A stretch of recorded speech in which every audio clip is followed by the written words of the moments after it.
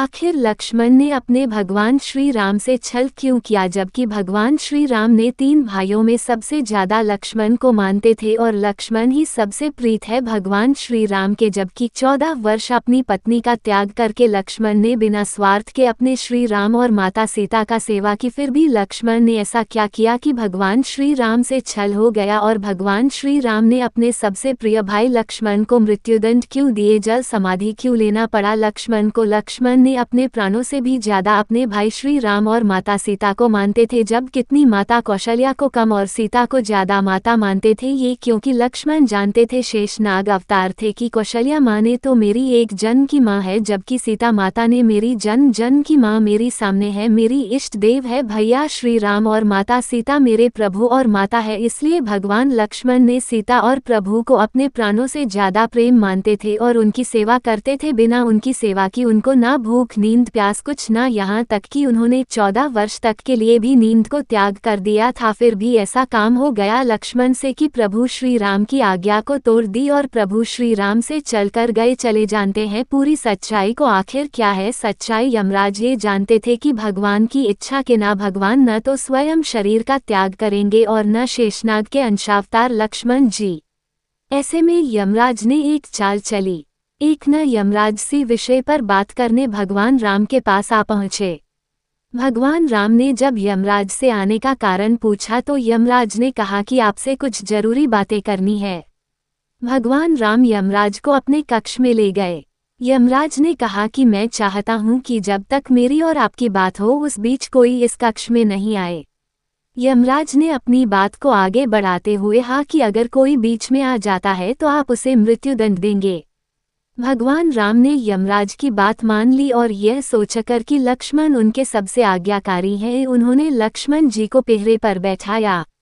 यमराज और राम जी की बात जब चल रही थी उसी समय दुर्वासा ऋषि अयोध्या पहुंच गए और राम जी से तुरंत मिलने की इच्छा जताई।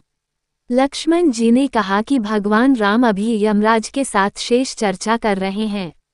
भगवान की आज्ञा है कि जब तक उनकी बात समाप्त नहीं हो जाए कोई उनके कक्ष में नहीं आए।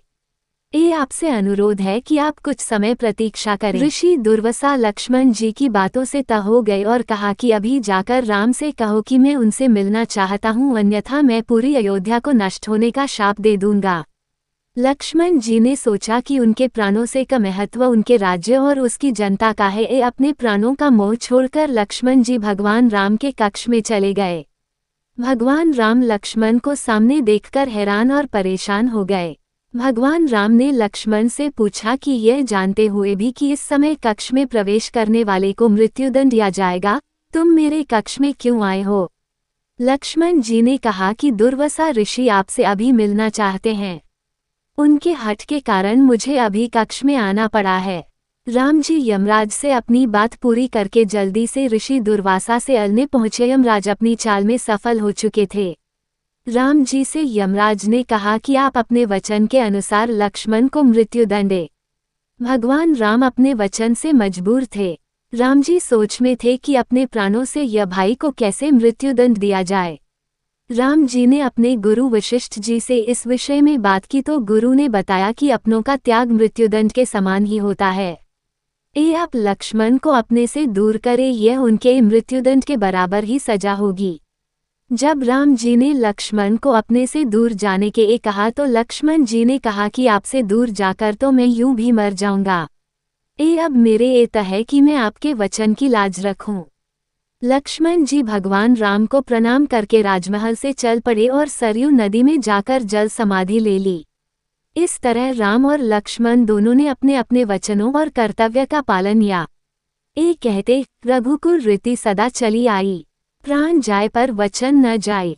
भगवान राम 14 वर्षों तक वन में रहे। इसी काल में रावण ने देवी सीता का छल से हरण कर लिया और जब भगवान राम सीता को ढूंढते हुए मलय पर्वत पर पहुंचे, वहां पर उनकी मुलाकात वानर राज सुग्रीव से हुई। सुग्रीव अपने बड़े भाई बाली के डर से पर्वत पर छिपा हुआ था। जब राम ने सुग्रीव को सीता हरण की बात बताई तो सुग्रीव ने कुछ आभूषण राम को दिए। विमान से लंका जाते समय जिन्हें देवी सीता ने लंकापति रावण की नजरों से बचाकर वहां गिरा दिया था। इन आभूषणों को देखकर भगवान राम ने लक्ष्मण से पूछा, तुम देवी सीता के बाजूबंद कर्णफूल, हार और पायलों को देखो, क्या तुम इन्हें पहचानते हो? द्रविड़ शैली में बनाया गया है ये मंदिर। भगवान राम के इस प्रश्न को सुनकर लक्ष्मण जी रोते हुए बोले, हे प्रभु, मैं देवी सीता के न तो बाजूबंद को जानता हूँ, न उनके कुंडल पहचानता हूँ। मैं तो देवी सीता के पैरों की वंदना करता हूँ, इसलिए मेरी दृष्टि हमेशा उनके चरणों पर रहती है। मैं केवल उनके चरणों में रहने वाली पायलों को पहचानता हूँ। लक्ष्मण जी की इन बातों को सुनकर भगवान राम की आंखों से आंसू छलक गए और लक्ष्मण को गले लगाकर रोने लगे। रामायण में रावण ने मृत्यु से पूर्व लक्ष्मण को क्या दिव्य ज्ञान दिया था। हालांकि रामायण आदि ग्रंथों में ऐसा कोई वर्णन नहीं मिलता, किंतु लोक कथाओं के अनुसार भगवान राम के आदेशानुसार लक्ष्मण जी मृत्यु शैया पर पड़े रावण के पास राजनीतिक और सांसारिक अनुभव जानने के लिए गए और रावण के सिरहाने की तरफ खड़े हो गए, पर रावण कुछ नहीं बोला। लक्ष्मण जी ने भगवान राम को वापस आकर यह बात बताई तो भगवान राम ने कहा कि रावण विद्वान है और तुम उससे कुछ सीखने के लिए गए थे, इसलिए तुम रावण के सिर की ओर नहीं वरन याचक की भांति पैरों की ओर खड़े हो। इस पर लक्ष्मण जी पुनः रावण के पास गए और उसके पैरों की ओर खड़े हो गए, जिस पर रावण ने लक्ष्मण जी को मुख्यतः 3 बातें बताई। एक, शुभ काम में कभी देरी मत करो, क्योंकि तुम्हारी अगली सांस का पता नहीं है। मेरी इसी गलती के कारण मेरे अनेक कार्य अधूरे रह गए हैं, क्योंकि मैं मद में चूर होकर उनको टालता रहा, अर्थात शुभस्य शीघ्रम। 2, अपने शत्रु या प्रतिद्वंदी को कभी कमजोर मत समझो। मैंने यही भूल की थी कि राम और तुम्हें केवल तपस्वी मानकर और तुम्हारी सेना को मात्र वानर, भालू, रीछ आदि मानकर कमजोर समझ लिया, जिस कारण मेरी स्वर्ण लंकपुरी और बंधु बांधव सहित तमाम कुल नष्ट हो गया। 3, अपने जीवन के रहस्य को जहां तक हो सके गुप्त रखो। मेरी नाभि में स्थित अमृत कुंड का भेद खुल जाना ही मेरी मृत्यु का कारण बना। ये उस वक्त की बात है जब प्रभु श्री राम को उनकी सबसे प्रिय माता कैकेयी ने 14 वर्ष के वनवास पर भेज दिया था। प्रभु अपने छोटे भाई लक्ष्मण और पत्नी सीता को लेकर एक वनवासी के रूप में वन में रहने लगे थे। कैकेयी ने राम को वनवास उस वक्त भेजा जब अयोध्या में भरत मौजूद नहीं थे। कैकेयी को पता था कि भरत ऐसा कभी नहीं होने देते। लक्ष्मण को जब इस बात का पता चला कि भरत और अन्य लोग अयोध्या से इस तरफ बड़े चले आ रहे हैं तो वो भयंकर क्रोधित हो गए। बिना सोचे समझे वो श्रीराम से कहने लगे कि भरत आप पर आक्रमण करने की मंशा लेकर आ रहा है।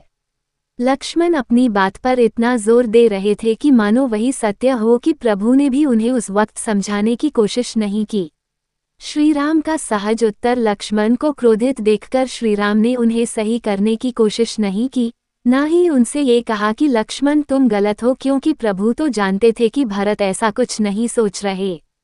श्रीराम ने सिर्फ इतना ही कहा, लक्ष्मण ऐसी परिस्थिति में कोई भी भाई ऐसा कर सकता है कि वह आक्रमण कर दे और हमेशा के लिए अपने भाई और प्रतिद्वंदी राजा को खत्म कर दे।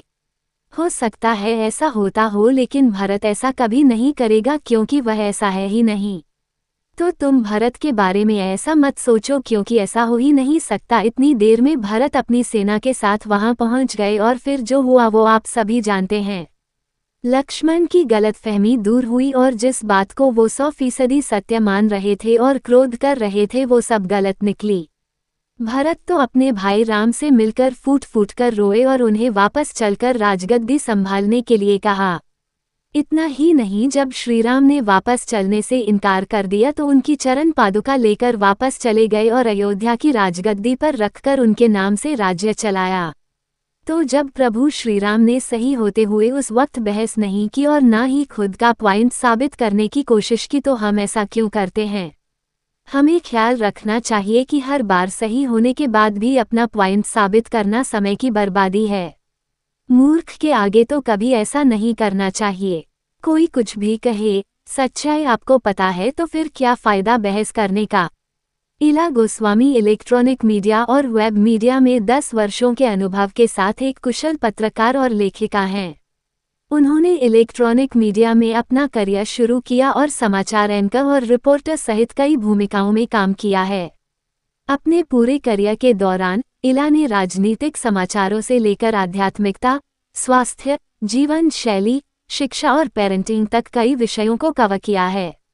वर्तमान में इला अपने मीडिया आउटलेट के आध्यात्मिकता, वेल बीइंग और मोटिवेशन सेगमेंट को संभाल रही हैं, जिस पद पर वह पिछले 5 वर्षों से हैं। अध्यात्म के प्रति लोगों को जागरूक करने का जुनून उनके काम में झलकता है और उनके लेख और वीडियोज़ ने कई लोगों को प्रेरित किया है। अपने खाली समय में इला पढ़ने, यात्रा करने और लिखने के अपने शौक में संलिप्त रहती हैं। उन्हें नए स्थलों और संस्कृतियों की खोज करने में आनंद आता है और उनका लेखन उनके आसपास की दुनिया के लिए उनके प्यार को दर्शाता है।